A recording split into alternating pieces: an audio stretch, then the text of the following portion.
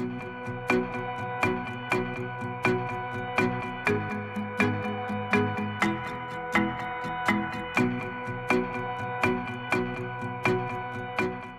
Edie Lush, executive editor of Hub Culture, and very pleased to be back with a solid friend of Hub Culture. How are you, David? I'm doing great. This is the best Davos ever for me. Excellent. Okay, so Professor of Practice, AI and Innovation at Imperial.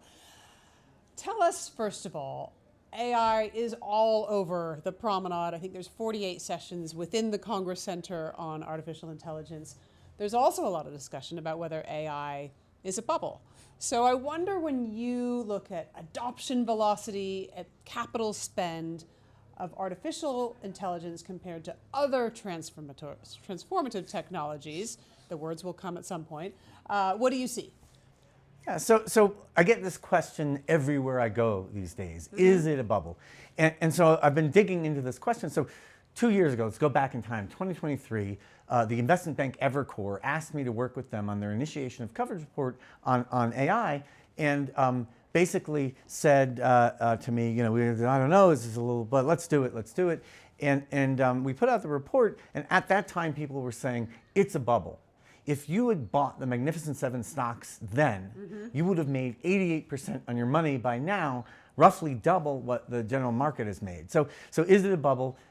I can provide you a mathematical explanation for why it may in fact not be a bubble, but one of the problems with times of great technological disruption is that there is severe market dislocation. Markets get weird when they go through these transition points. So mathematically, I will tell you, if you believe that Google and Amazon and Facebook, the Magnificent Seven stocks, if you believe they're going to grow more than 12% a year between now and 2033, then, and this is not an investment recommendation, but if you believe that, then you're probably a buyer. And if you think they're going to grow slower than 12% a year, then you're probably not a buyer. Okay. My forecast is looking at, in aggregate, all of the Magnificent Seven, who are worth about 21 trillion right now.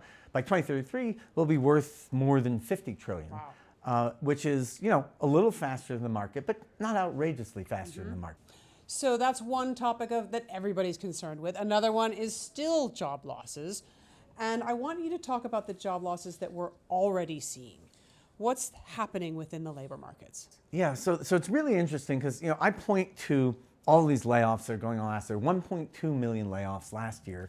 And people come back to me and they say, that's just because in 21 and 22 there was overhiring after COVID, and we're just correcting for that. Well, that's actually not what's going on. So I went fairly deep into looking at the economy.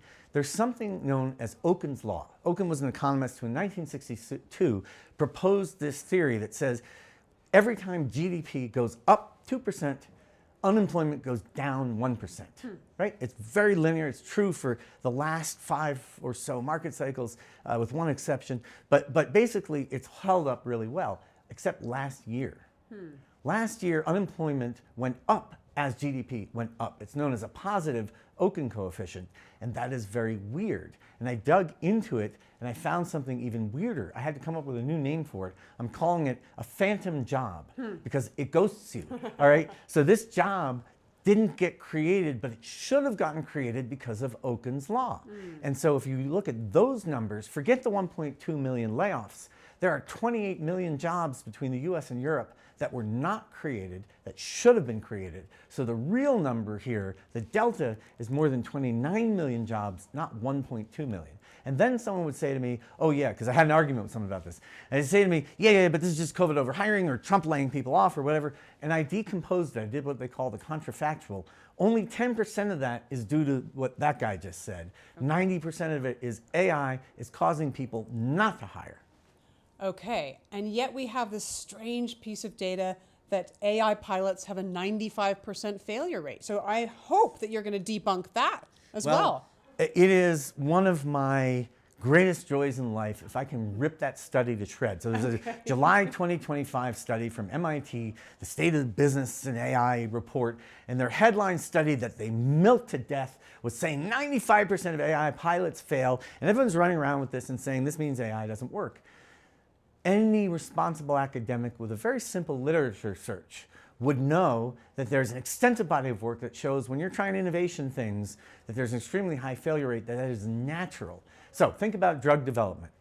Pharmaceuticals, they try 3,000 molecules. How many of those become a drug? 0.1? I don't know. Out of 3,000? Yeah, one. One out of 3,000, which means, and this is true in many different areas, the natural failure rate for innovation is 99.97%. Okay. All right. AI works fine. Okay. So you talk about having 3 different types of intelligence: replacement, augmentation, and addition. Yeah. Talk about that and the symbiotic intelligence that humans and AI can develop. Yeah, so think of it, sort of 3 and 3. All right, so there's the evolution of intelligence, and replacement is where the AI just takes over a process and does it. And that is, we're all familiar with this.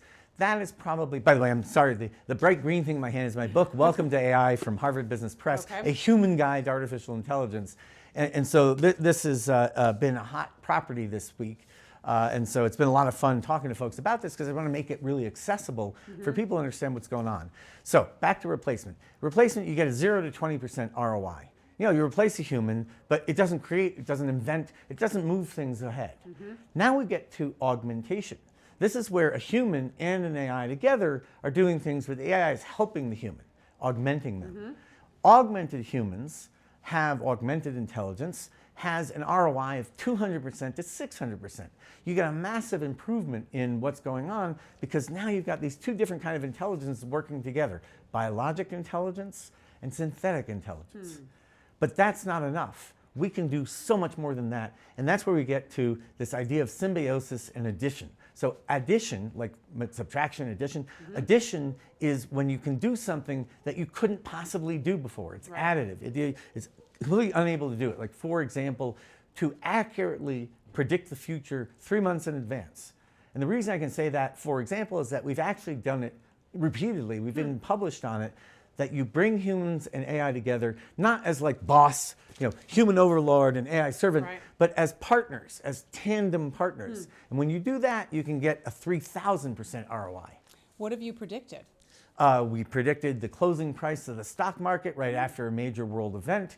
We predicted unemployment. We predicted interest rates. We correctly predicted Donald Trump's election to US president. So the other forecast models, like the Wall Street research models or the expert models, thought it was a 50-50. Our model was so high, I personally tuned it down. It came in at 85%. I tuned it down to 65% because I idiotically thought that I knew better. But no, actually the model was right. Interesting. So you also talk about intelligence capital as this core driver of value within the AI economy. Describe that, and how do you build that? How do you build that into what we all need? So intelligence capital is a really big idea. It goes into something called the theory of the firm, which is basically how do corporations organize themselves.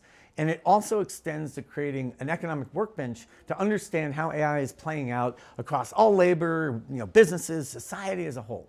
And so the way we normally think about companies is we say, all right, a company is valued based on its future cash flows. So it's generating a bunch of cash flows, we discount them back from the future to the present, and that's what the company's worth. And the CEO's job is to be a steward of shareholder capital and to grow shareholder value, right? All right, intelligence capital says that you're valuing the business based on a series of future streams of intelligence. That intelligence which is compounding, right? So it's actually better than using cash because intelligence compounds. And so this compounding intelligence gets hyper fast, hyper big, and hyper big, hyper fast. And there now the role of the CEO is to steward and manage and govern this intelligence capital that you're creating and managing and growing, that you're compounding to generate intelligence yield. So what needs to change at the CEO level for that to happen? Well, first of all, you have to think about completely reorganizing how your company functions, right? So you talked about the pilots before and why AI wasn't working sometimes. A lot of the time why it's failing is because people are just throwing it in there and assuming that it'll work the same as a human, when instead you have to re-engineer the process. You have to change the process. And so in the intelligence capital model, a generator, an intelligence capital generator, is an engine that owns a process, that has auditability so we can know what it's doing, and it acquires knowledge, it refines knowledge, and it compounds knowledge in this virtuous cycle. And so when you organize the company, you have a whole portfolio of these generators.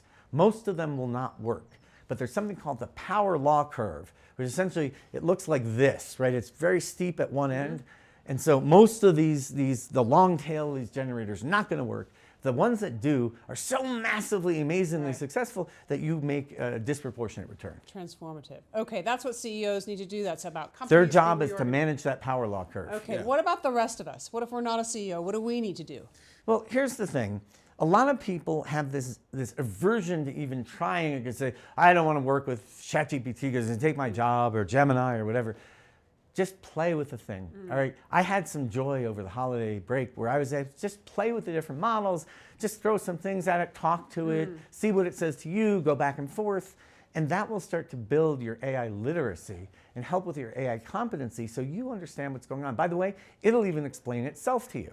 If you ask it, hey, what is a large language model, or what's a transformer, or how do AIs think, it'll give you those answers. And so I created a version of myself, a digital twin of me, that's expert on AI. So I put 500,000 words of my writing into it, and I said, all right, now you've got chatdavid.ai, and that thing will talk to you, and it's a video of me that's all generative, and it'll even gesture like this. The arms are, they took a still photo of me like this. The arms are all generative, the speaking is generative, and so now people can talk to me whenever they want.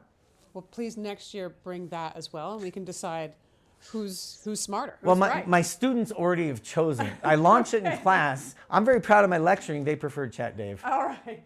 Thank you very much to Real Dave. Thank you, Edie. Thank you for your partnership. And we are here at Hub Culture Studio, and I'm Edie Lush.